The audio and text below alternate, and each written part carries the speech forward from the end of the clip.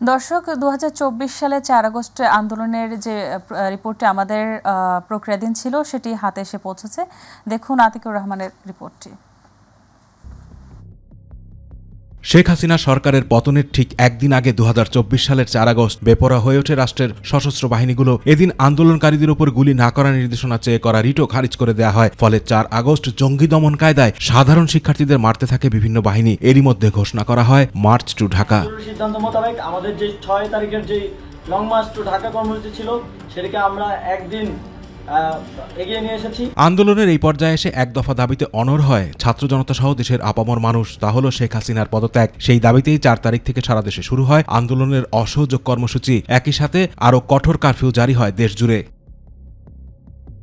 এদিন সকাল থেকে ছাত্র জনতার প্রতিরোধে রীতিমতো রণক্ষেত্র রাজধানীর যাত্রাবাড়ি সহ বিভিন্ন এলাকা। ছাত্রলীগ, যুবলীগ আর পুলিশের সশস্ত্র হামলা খালি হাতে মোকাবেলা করতে থাকে কয়েকশো মানুষ। রামপুরায় নামেন ইস্ট ওয়েস্ট ব্র্যাক ইউনিভার্সিটি সহ আশেপাশের বিভিন্ন প্রতিষ্ঠানের শিক্ষার্থী, শিক্ষক, অভিভাবক আর সাধারণ মানুষ। তাদের উপরই বৃষ্টির মতো নামতে থাকে গুলি।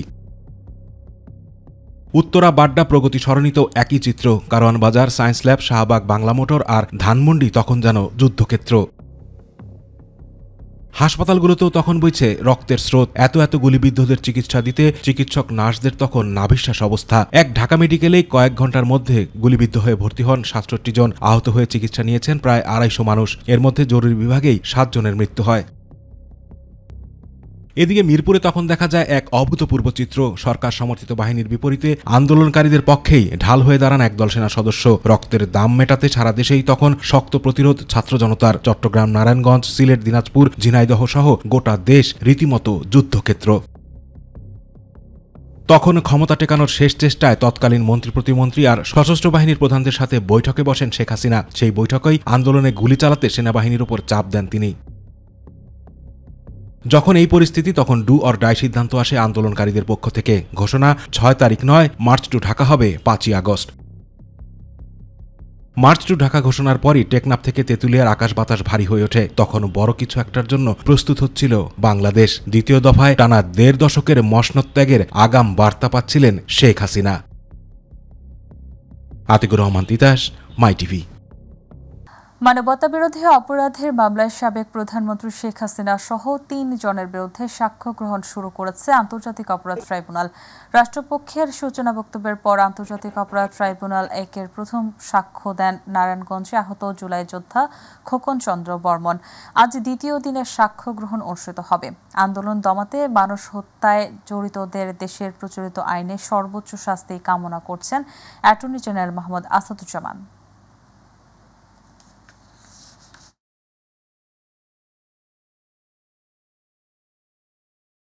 দর্শক, এই মুহূর্তে ট্রাইব্যুনালে আছেন সহকর্মী এস.এম. আরিফ, যুক্ত হচ্ছে তার সাথে। আরিফ, ট্রাইব্যুনালের আজকের কার্যক্রমের বিষয়ে কি তথ্য আছে আপনার কাছে, জানাবেন আমাদের।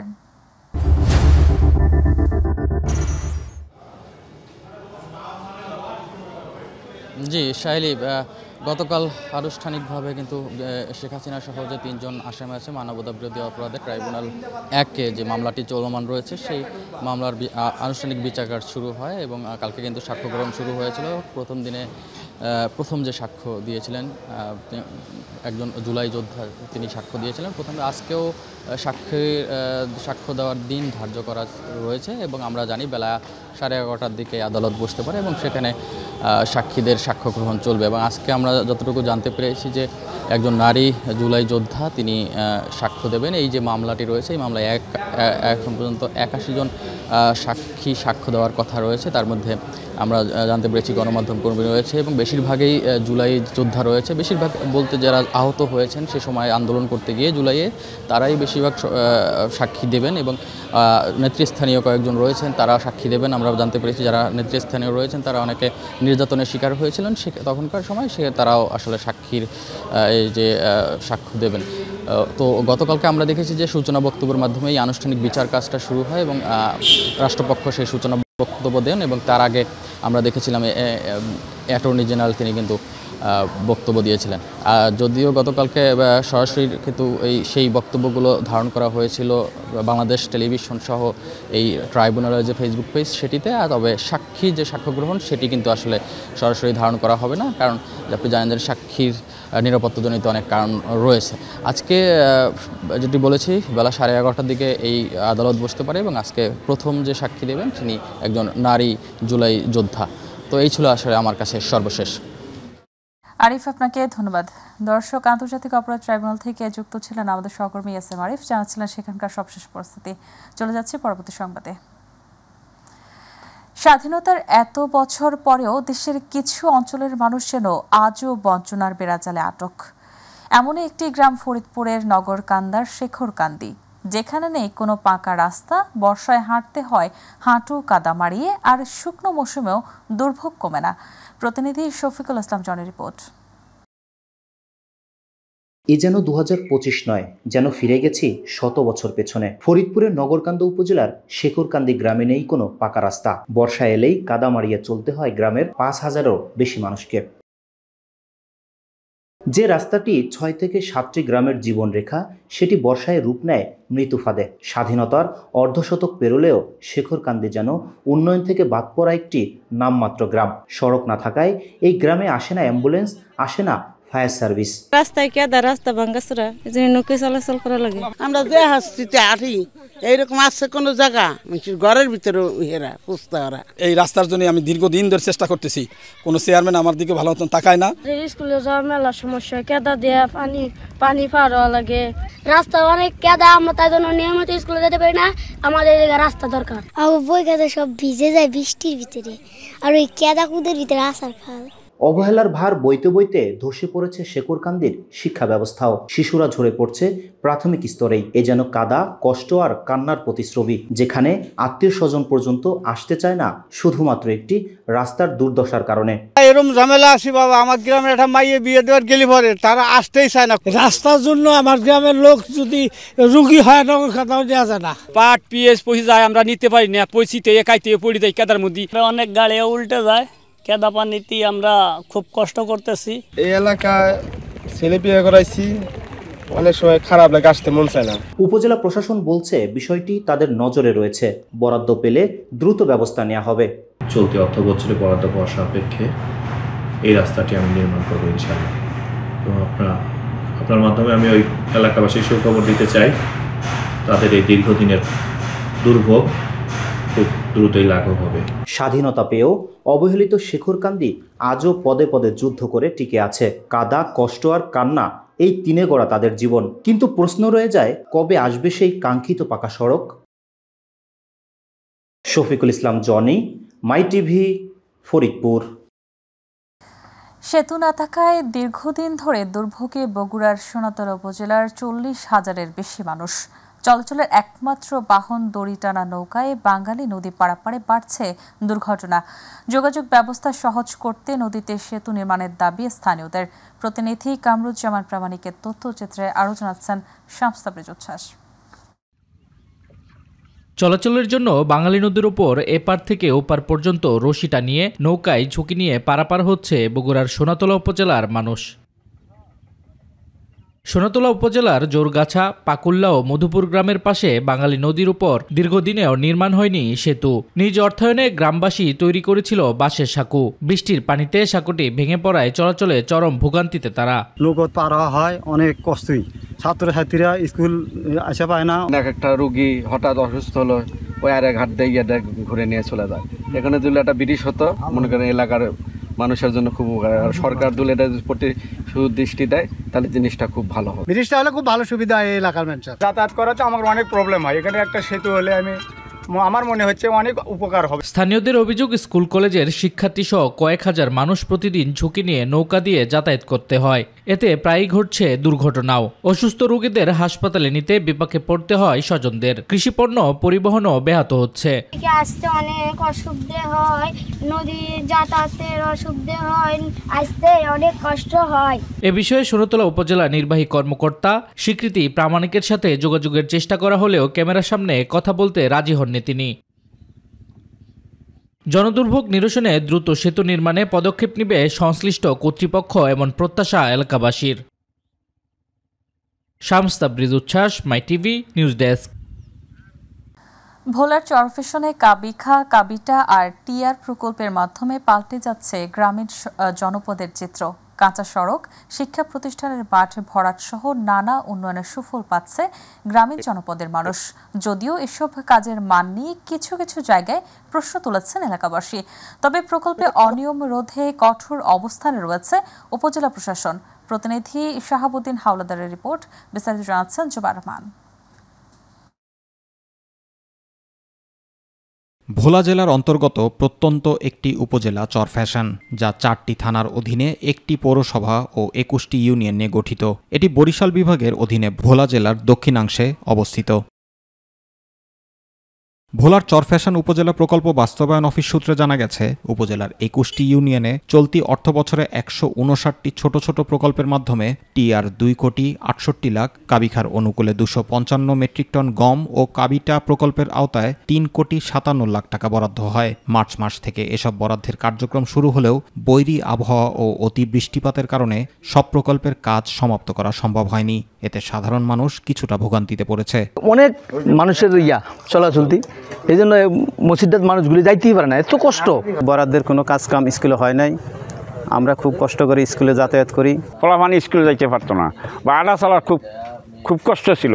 সরেজমিন ঘুরে দেখা যায়, উপজেলার গ্রামীণ কাঁচা সড়কগুলোতে বিগত সরকারের সময় কাজ না হলেও সরকার পতনের পর টিআর, কাবিখা ও কাবিটার মাধ্যমে সড়কগুলোতে উন্নয়নের ছোঁয়া লেগেছে। এতে কিছুটা হলেও এলাকাবাসীর ভোগান্তি কমেছে, কিন্তু এসব কাঁচা রাস্তা পাকা করার দাবি জানিয়েছেন এলাকাবাসী। এই আওয়ামী লীগ সরকারের যত মেম্বার এই পাশে ছিল, কিন্তু চেয়ারম্যান একজন ছিল। দোনো পক্ষের মেম্বাররা কোনোদিন একাত্র হইতে পারতো না, আমাদের রাস্তা করে দিতে পারে না। এই বর্তমান সরকার দুগা মারি মুড়ি হালাইয়া মানুষের দুঃখ হইছে। যথাসময়ে কাজগুলি হয় নাই।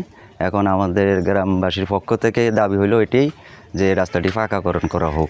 দুর্যোগপূর্ণ আবহাওয়া ও তীব্র বৃষ্টির কারণে প্রকল্পগুলো সম্পূর্ণ করা সম্ভব হয়নি। যেসব কাজগুলো চলমান রয়েছে, প্রকল্পের একটি টাকাও যেন অপচয় না হয় এবং সবকিছুই জনগণের স্বার্থে বাস্তবায়ন করার কথা জানান এ কর্মকর্তা। 100% কাজ সম্পূর্ণ হবে, আমরা কাজ সম্পূর্ণভাবে যাচাই করে তারপরে আমরা স্যাটিসফাই হয়ে আমরা পুরো বিলটা ছাড়ব। এই বিষয় নিয়ে আসলে আর কারো কোনো মনে সন্দেহ রাখার কোনো প্রয়োজন নাই, আমরা দায়িত্ব নিয়ে বলছি। জুবার রহমান, মাই টিভি নিউজ। ঢাকা সিলেট মহাসড়কের ব্রাহ্মণবাড়িয়ার বিজয়নগরে সিএনজি ও মোটরসাইকেলের মুখোমুখি সংঘর্ষে 5 জন নিহত হয়েছেন। রোববার বিকেলে ঢাকা সিলেট মহাসড়কের বিজয়নগর উপজেলার রামপুর এলাকায় এ দুর্ঘটনা ঘটে। প্রত্যক্ষদর্শীরা জানান, ঢাকামুখী একটি মোটরসাইকেলের সঙ্গে বিপরীত দিক থেকে আসা অপর আরেকটি মোটরসাইকেলের মুখোমুখি সংঘর্ষ হয়। পরে পেছনে সিলেট অভিমুখী একটি অটোরিকশা নিয়ন্ত্রণ হারিয়ে 2 মোটরসাইকেলের সঙ্গে ধাক্কা লাগে। এতে ঘটনাস্থলে নিহত হন 4 জন। সরেল স্বাস্থ্য কমপ্লেক্সে সন্ধ্যায় চিকিৎসাধীন অবস্থায় একজনের মৃত্যু হয়। খাঁটিহাতা হাইওয়ে থানার ভারপ্রাপ্ত কর্মকর্তা মোহাম্মদ জাহাঙ্গীর আলম বলেন, 4 জনের মরদেহ ঘটনাস্থল থেকে উদ্ধার করা হয়। আহত কয়েকজনকে উদ্ধার করে হাসপাতালে পাঠানো হয়। এর মধ্যে সন্ধ্যায় সরেল উপজেলা স্বাস্থ্য কমপ্লেক্সে একজনের মৃত্যু হয়। ঢাকার আশুলিয়ায় লরি চাপায় নারী ও শিশু সহ 3 জন নিহত হয়েছেন। হাইওয়ে থানা পুলিশের ভারপ্রাপ্ত কর্মকর্তা সালেহ আহমেদ জানান, গত রাত 9টার দিকে নবীনগর চন্দ্রা মহাসড়কে অটোরিকশা রাস্তার গর্তে পড়ে উল্টে গেলে বিপরীত দিক থেকে আসা একটি লরির নিচে চাপা পড়ে যাত্রীরা। এতে ঘটনাস্থলে একজন মারা যান। হাসপাতালে নেয়ার পর নারী ও শিশু সহ আরও 2 জনের মৃত্যু হয়। এ বিষয়ে আইনগত ব্যবস্থা প্রক্রিয়াধীন রয়েছে বলে জানায় হাইওয়ে পুলিশ।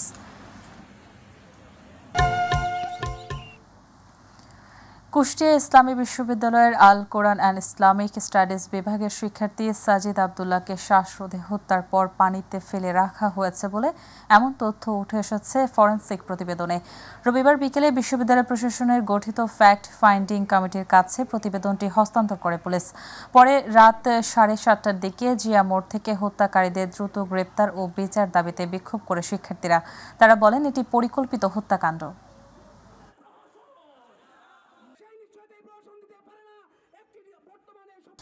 সিরাজগঞ্জ সদর উপজেলার ছনগাছা ইউনিয়নের ৫ ঠাকুরি এলাকায় গরু চোর সন্দেহে ২ ব্যক্তিকে পিটিয়ে হত্যার অভিযোগ উঠেছে। রোববার রাতে এই ঘটনা ঘটে। মরদেহ দুটি Shaheed M Mansur Ali medical college হাসপাতালের মর্গে রাখা হয়েছে। স্থানীয়দের মাধ্যমে জানা গেছে, যমুনা নদী পার হয়ে নৌকায় করে গরু নিয়ে যাওয়ার সময় দুজনকে ধরে ফেলেন গ্রামবাসী। পরে উত্তেজিত জনতার পিটুনিতে ঘটনাস্থলেই দুজনের মৃত্যু হয়। ঘটনার বিষয়ে সিরাজগঞ্জ নৌ পুলিশের ভারপ্রাপ্ত কর্মকর্তা মোহাম্মদ রফিকুল ইসলাম জানান, গরু চুরি করে নৌযানে পালানোর সময় গণপিটুনিতে দুজনের মৃত্যু হয়েছে। এই ঘটনায় সন্দেহভাজন দুজনকে আটক করেছে। বগুড়ায় ৩৬ জুলাই স্মরণে ৩ দিন ব্যাপী আলোকচিত্র ও ভিডিও প্রদর্শনীর উদ্বোধন করা হয়েছে। বগুড়া প্রেস ক্লাবের আয়োজনে প্রতিষ্ঠানটির নতুন ভবনে এই চিত্র প্রদর্শনীর উদ্বোধন করা হয়। অনুষ্ঠানে প্রধান অতিথি হিসেবে উপস্থিত ছিলেন বগুড়া জেলা প্রশাসক হোসনা আফরোজা, বগুড়া প্রেস ক্লাবের সভাপতি রেজাউল হাসান রানুর সভাপতিত্বে ও সাধারণ সম্পাদক কালাম আজাদের সঞ্চালনায় অনুষ্ঠানে বিশেষ অতিথির বক্তব্য রাখেন বগুড়া পুলিশ সুপার জেদান আল মুসা, জেলা বিএনপির সভাপতি রেজাউল করিম বাদশাহ, দৈনিক সাতমাথার সম্পাদক অধ্যক্ষ শাহাবুদ্দিন সহ প্রেস ক্লাবের বিভিন্ন পর্যায়ের নেতৃবৃন্দ।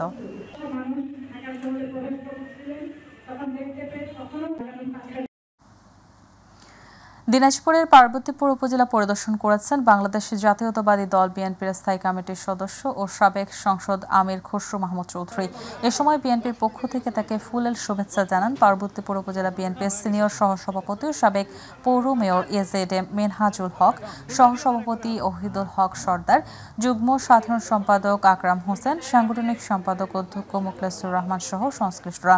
পরে স্থানীয় বিএনপির বিভিন্ন অঙ্গ সহযোগী সংগঠনের নেতাকর্মীদের সাথে মতবিনিময় করেন প্রবীণ এই রাজনীতিবিদ। শরীয়তপুর জেলা বিএনপির সভাপতি শফিকুর রহমান কিরণের নির্দেশে সখীপুর থানার চরভাগা ও কাঁচিকাটা ইউনিয়নে মাদক বিরোধী র্যালি ও সচেতনতামূলক সভা অনুষ্ঠিত হয়েছে। কাঁচিকাটা ইউনিয়ন বিএনপির সভাপতি মোয়াল্লেম ব্যাপারীর সভাপতিত্বে ও সখীপুর থানা যুবদলের অর্থ বিষয়ক সম্পাদক মাসুদ করিম হাওলাদার ও চরভাগা ইউনিয়ন যুবদলের সদস্য সচিব ইকবাল হোসেন হাওলাদারের পরিচালনায় র্যালিতে উপস্থিত ছিলেন সখীপুর থানা বিএনপির যুগ্ম আহ্বায়ক মানিক উদ্দিন বকাউল, সরোয়ার মোল্লা, চরভাগা ইউনিয়ন বিএনপির নেতা জসিম ব্যাপারী, সেলিম বকাউল, শাহ আলম সরকার, মোহন মাস্টার, জাহাঙ্গীর ব্যাপারী, আলম বকাউল, কাঁচিকাটা ইউনিয়ন যুবদলের সভাপতি মাইনুদ্দিন মোল্লা, সাধারণ সম্পাদক নাইম ভিপি, আব্বাস মোড়ল।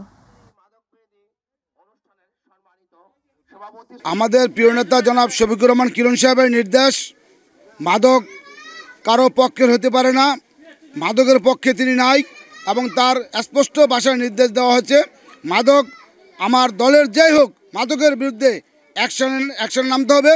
শফিকুর রহমান কিরণ সাহেব আমাদেরকে নির্দেশ দিয়েছে যে এলাকায় যেন মাদক দুর্ব কেউ। যশোরে ইসলামী শ্রমিক আন্দোলনে জেলা ও থানা দায়িত্বশীলদের নিয়ে এক মতবিনিময় ও তারাবিয়াত অনুষ্ঠিত হয়েছে। সদর উপজেলার ঝুমঝুমপুর ফজলুল উলুম কওমি মাদ্রাসায় মতবিনিময় ও তারাবিয়াত অনুষ্ঠানে যশোর জেলা শ্রমিক আন্দোলনের সভাপতি আবুল বাশারের সভাপতিত্বে গাজী শহীদুল ইসলামের সঞ্চালনায় প্রধান অতিথি হিসেবে বক্তব্য রাখেন ইসলামী আন্দোলন বাংলাদেশের কেন্দ্রীয় কমিটির শিল্প ও বাণিজ্য বিষয়ক সম্পাদক মাওলানা সোয়াইব হোসেন। এছাড়াও উপস্থিত ছিলেন কেন্দ্রীয় প্রশিক্ষণ সম্পাদক হাবিবুল্লাহ কাশেমি, শ্রমিক আন্দোলনের খুলনা বিভাগীয় সাংগঠনিক সম্পাদক আবুল কালাম আজাদ, যশোরের ইসলামী শ্রমিক আন্দোলনের জেলা ও থানার দায়িত্বশীল জনতা।